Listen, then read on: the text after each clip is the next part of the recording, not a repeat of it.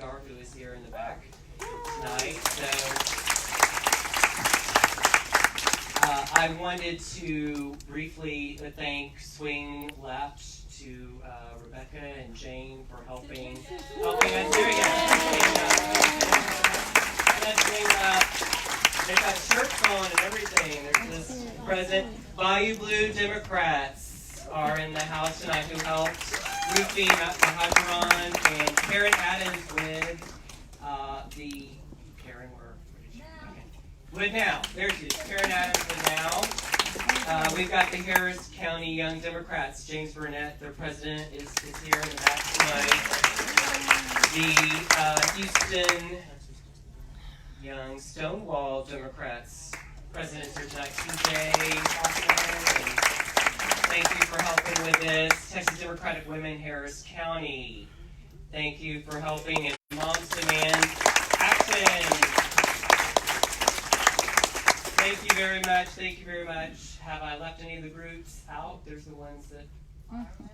Oh, well, thank you, Meyerland Area Democrats, and our board who's here, Christina and CJ, our West University Democrats are here with us. Thank you. We're all here. We're all here and present. So I wanted to real quick also state that we did pass out some note cards, and that will be part of the Q&A later. And MJ is going to stay out after as well to talk to folks and answer questions also. So we've got that, and I just wanted to real quick thank MJ for coming out here. She was awarded the Purple Distinguished Flying Cross, and the Purple Heart wanted to have been awarded that.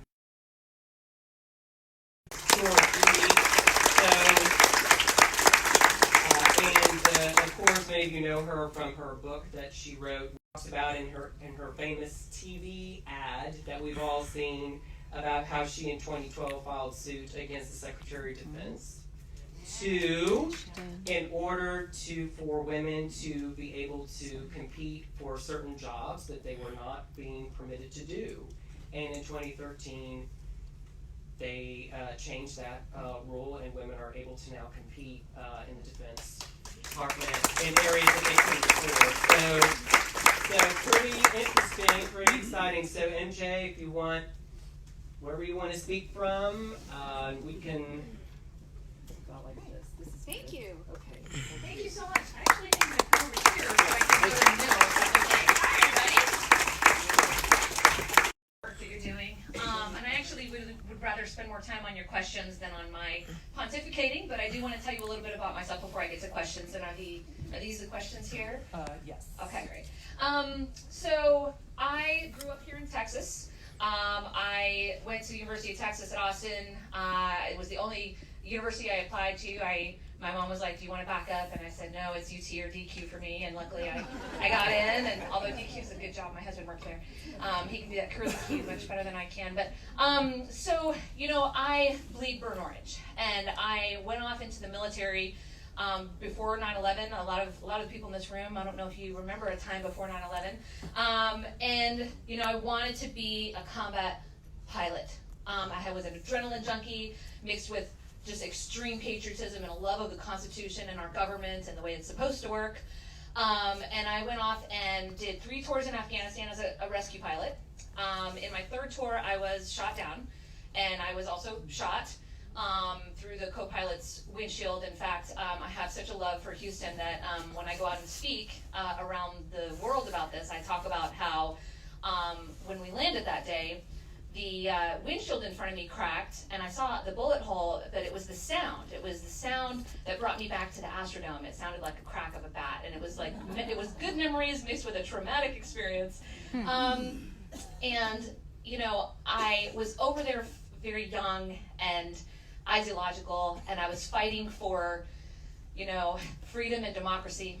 And I was bleeding for it and seeing my friends bleed, and some of my friends not make it home to their families, for things like bringing democracy to a country so that they can have safe and secure elections, so that they can send their kids to school and not worry that the schools aren't safe, so that they can,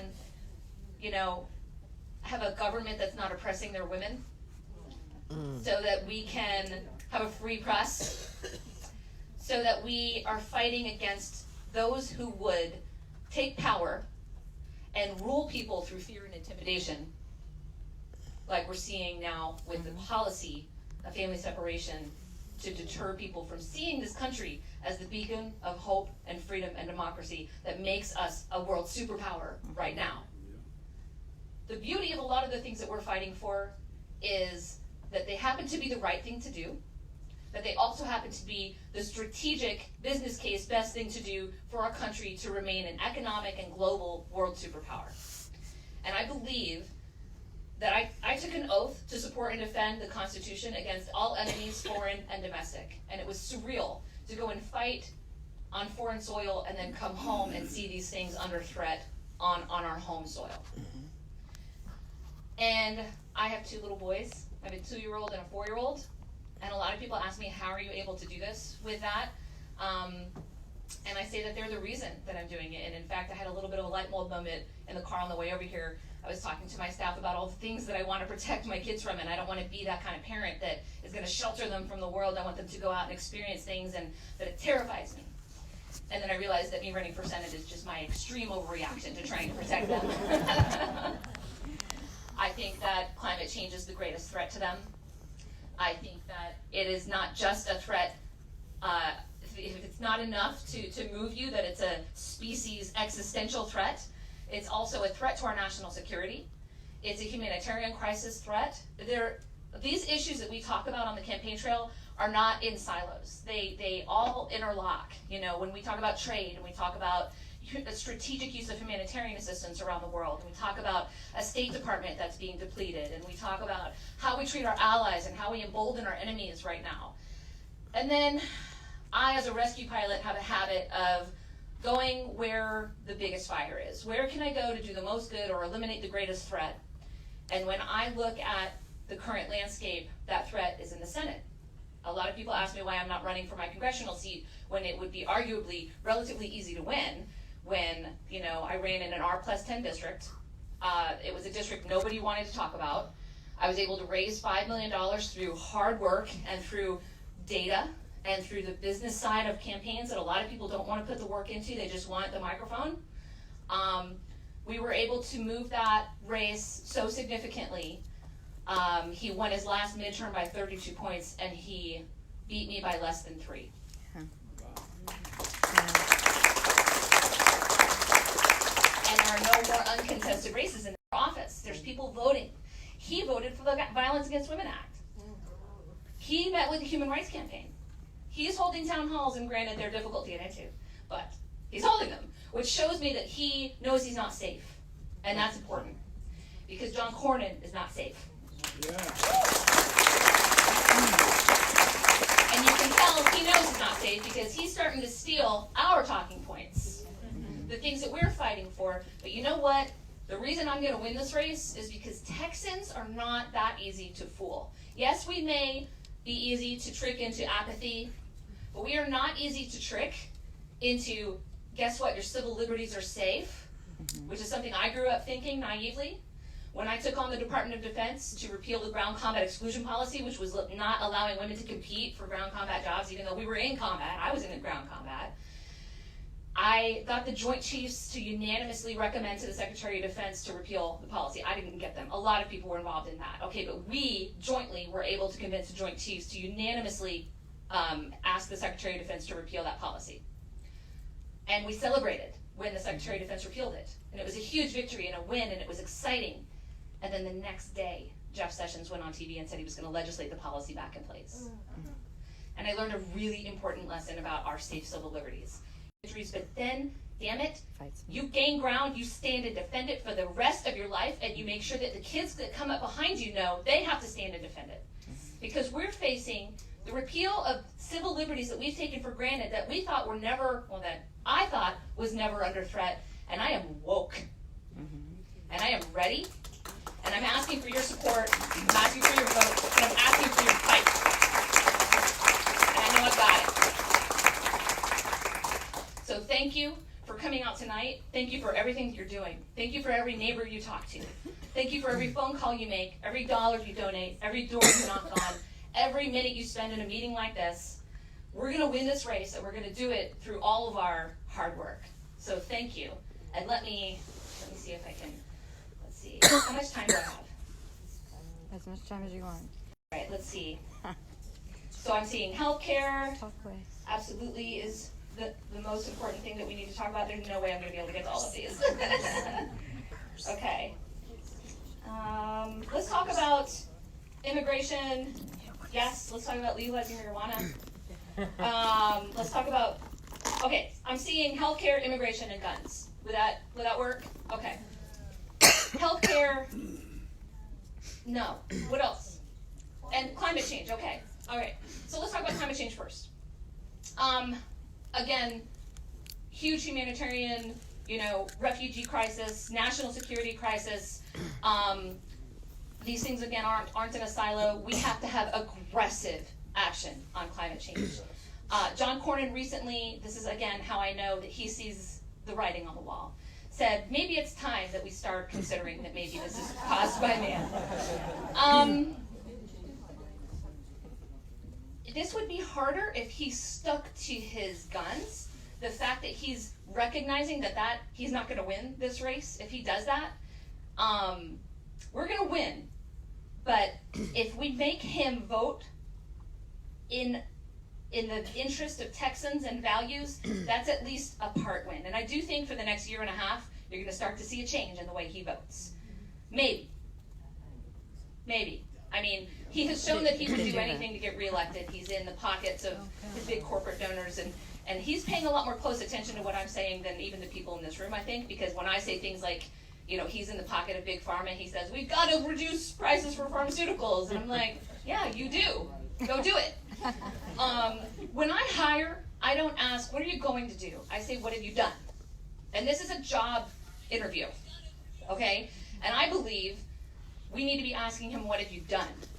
And are you prepared, if you're going to say maybe we need to do something about climate change, are you prepared to say, I was wrong about these 20 votes or whatever it is, that he has not shown leadership on? So you can count on me to make this a top priority, to have aggressive climate change legislation. Specific proposals? I mean, let me be frank and say that there are much smarter people than me who have specific proposals that I will be supporting. So I'm not going to pretend to come up with some great answer on my own. I believe that one of my strengths as a leader is that I listen to experts and I hire well and I bring people together and I collaborate and I do roundtables and I understand that the answers to the problems that we're facing are going to come out of the communities that I represent. And that's not to say I don't veto my team when my gut tells me to, because I have done that in the past. Sometimes I'm right, sometimes I'm wrong. I lead the way I flew as a combat pilot. A lot of prep, a lot of research, a lot of talking to people, a lot of coming up with the plan, and then having the tools to execute a good plan and get the mission done when the shit hits the fan, frankly, okay? And sometimes in DC, that's what happens, When I went to DC to stop Jeff Sessions from legislating the combat exclusion policy, I realized I needed to come back with a title that would make people listen to me. Because I was being told things like, well, you're not on the donor list.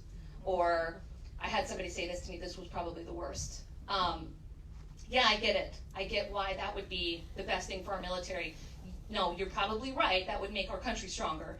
But why should my boss support this? Why should I tell my boss to support this and spend his political capital when you have nothing to offer him in return? So I turned around and said, okay, this isn't how we get this done, all right? The way I stopped that legislation was by going to the staffers and making sure that the people who do the real work and are gonna write the legislation have the talking points and can stall it long enough, it just changes and we start to focus on something else.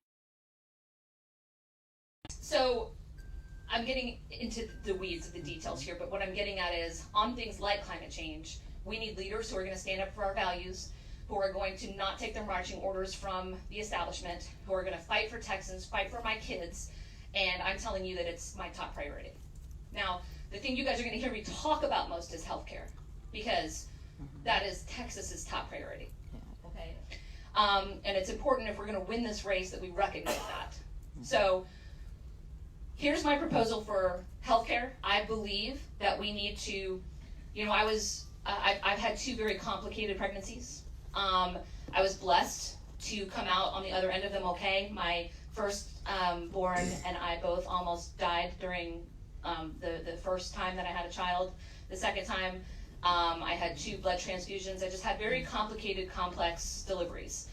And I was blessed to come out on the other side of that healthy and with 2 healthy kids. And I was also blessed that the government wasn't standing between me and my doctor in those intimate, terrifying, personal, traumatic conversations. And when I was pregnant with my first, that's a pre-existing condition, and I was getting laid off by the job I had in healthcare. I worked in healthcare for 5 years, and I saw that the model was broken. And I saw that even the industry recognized that the model was broken and that they, from a business sense, couldn't sustain their own costs in relation to GDP, that people just weren't going to be able to afford it. And so I was in a lot of those administrative conversations about how are we going to do this? How are we going to continue to operate as a business? So when I was pregnant and being facing being laid off, I needed to be able to buy into Medicare. It is a crime that I had to rely on my husband's health care. He works at Dell still. And it shouldn't be luck or chance that I was able to continue having coverage, okay? 80% of the people who walk into a military recruiting station are unfit for duty for an educational or a health reason. So there is the humanitarian reason for, the people in this room agree that the best thing to do is to get everybody quality, affordable health care. There are people outside of this room who don't agree, who don't understand and want this every man for himself mentality. When you show them the business case, though, and what that's doing to the future of our country and the future of our status as a global superpower, I think that that's going to be part of how we win, is that we, agree about the right thing to do, but we also make the business case, okay? I will not approve a model that comes across my desk that does not continue to incentivize innovation, quality, but protect affordability and access, okay? I think that people should maintain the ability to choose their doctor. And I think at first people need to be able to choose to stay on their private insurance if they choose to do that, but I don't know why they would. All right, but there is a perception problem that we have to overcome in this country, okay? My mom, I saw it with my mom. My mom, probably I didn't get clearance from her to talk about this, but she had knee surgery and then under private insurance, and it was a horrifying experience. And then she went on Medicare and then had to get a knee revision, had to get her knee replacement replaced. So another full knee replacement, and was terrified. And this was her first major medical interaction with Medicare, and came out on the other side of it a believer. And she loves Medicare, and she was like, this is something that we need to be able to spread to the rest of the country. I was on TRICARE, which is like the military version of Medicare, and it was beautiful and brilliant, and that is something that I think that we should all have access to. When we talk about the gun violence epidemic, I believe the way that we need to focus on talking about this in Texas is by getting leaders like myself who own firearms. I own firearms. I am a combat veteran. I have used the weapons that we're talking about for their intended purpose in combat. And I think that if you want to be able to own those weapons, you should have to go through the level of clearance and scrutiny and training and screening that I went through. All right? Which is a lot. Okay? But people are afraid of losing their Second Amendment rights. They just are. It's a fact. We can argue about whether or not it's right. It's the truth. Okay? And I've accomplished the things that I've accomplished in my life by looking at the truth and the fact and dealing with the environment that I've been given and operating within that and then making the change that I need to make. So what we need to do, I believe, sometimes I think that the Achilles heel of Democratic messaging is that we're right, and we think that that's enough. And it's not enough. We have to package it in consumable ways, and we have to address people's fears about the solutions that we're putting forward in a non-condescending and non-patronizing way, okay? So let's accept that there are people who fear losing their Second Amendment rights, I'm one of them, and recognize that the greatest threat to their Second Amendment rights is the gun violence epidemic. Right. So help me, empower us to go do something about it, to enact common sense gun safety legislation, to repeal the Dickey Amendment, to send a message to the American people that we can change the culture in this country, just like we changed it with seatbelts. Some of you in this room remember when seatbelt laws came around, it was a huge infringement on our constitutional rights, remember? And now, because we've shown that it's actually not that big of an infringement, that it's not restrictive, and that it saves lives, now the culture is you get in somebody's car and you don't put on your seatbelt and they make fun of you. We can get there. We can get there. It's hard. It's going to take work. It's going to take understanding and bipartisanship, but we can get there. I believe that. And it's more than mass shootings. It's toddlers that find guns. I can't even. It's toddlers that find guns. It's domestic violence. I've been working in the domestic violence space for decades. It's suicide. You know, the military has a huge suicide problem. So the gun violence epidemic as a whole, we can do something about through common sense gun safety legislation, through education, through understanding, through talking to each other, and I believe that we're going to get there. And then the other thing I'm seeing a lot of is immigration. This is another thing that I think is very dangerous, to spit out talking points without really talking to the communities. We are going to win this race because we are hyper-localizing everything. We are talking to people. When I come to a town like this, I'm meeting with just regular citizens, not just people who are, you know, leaders. I'm a big fan of informal leaders in the communities and people in the communities, and finding those solutions and bringing them to the table, okay? Immigration, I believe we have to definitely prioritize national security and border security. We don't do that through a wall. I worked on the counter drug task force for 3 years. And I'm telling you that the things that well-intentioned people are trying to keep out of the country, guns and drugs and things like that, come over water and air and other ways too. And a wall isn't going to do nothing but stop asylum seekers who are seeking a better life for their family, which is what this country was built on. We can't afford to lose our status as the beacon of freedom and hope and democracy, and I will not stand for a government who rips children from their parents to deter them from coming to this country, to deter them from seeing this country for what we've worked so hard to make.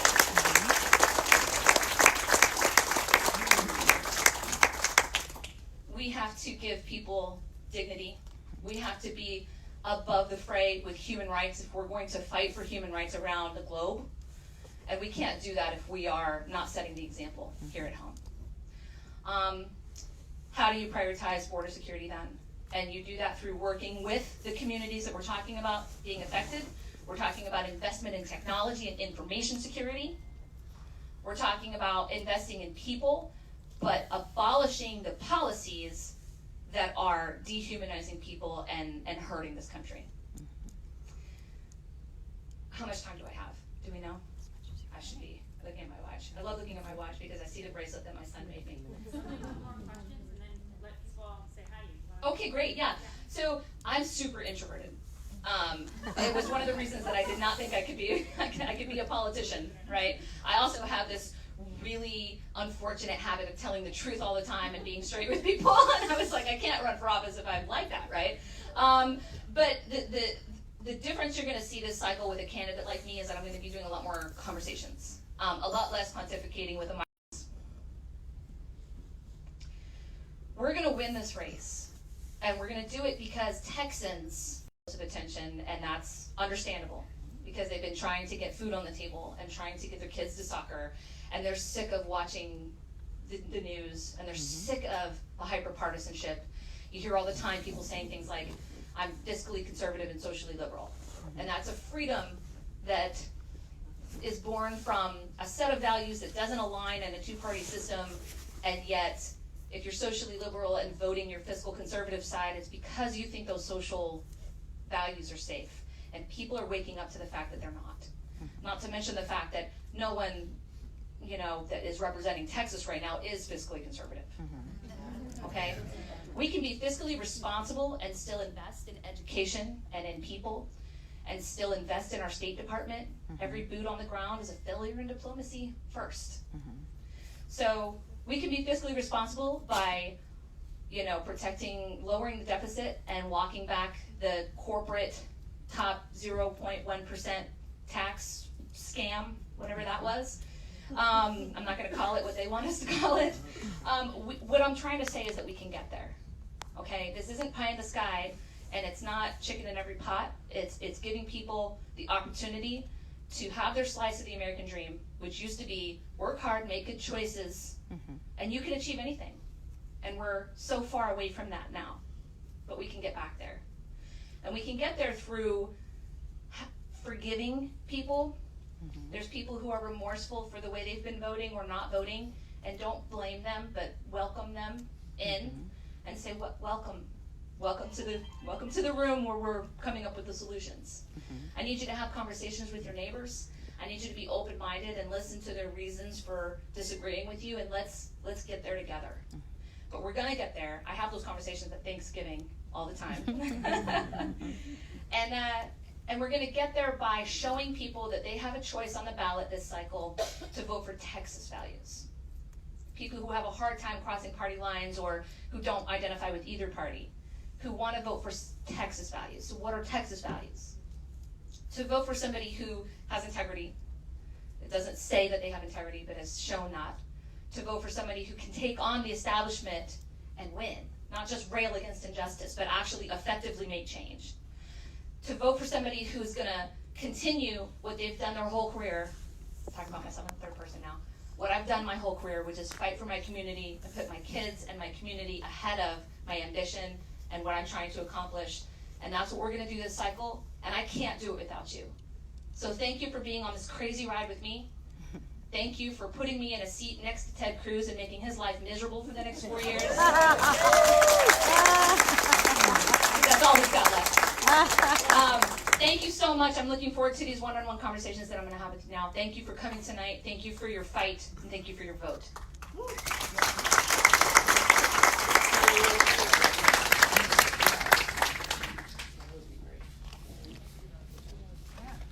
Thank all of you for coming out. So, I don't know where MJ is going to be, but she's going to be right here. So, thanks again. And our meeting is the 17th, by the way. Next, Nick Lampson is the speaker. So, at Bodies, not here, Bodies on the 17th. So, we're trying this place out, though. We may do meetings here in the future. It's been offered to us.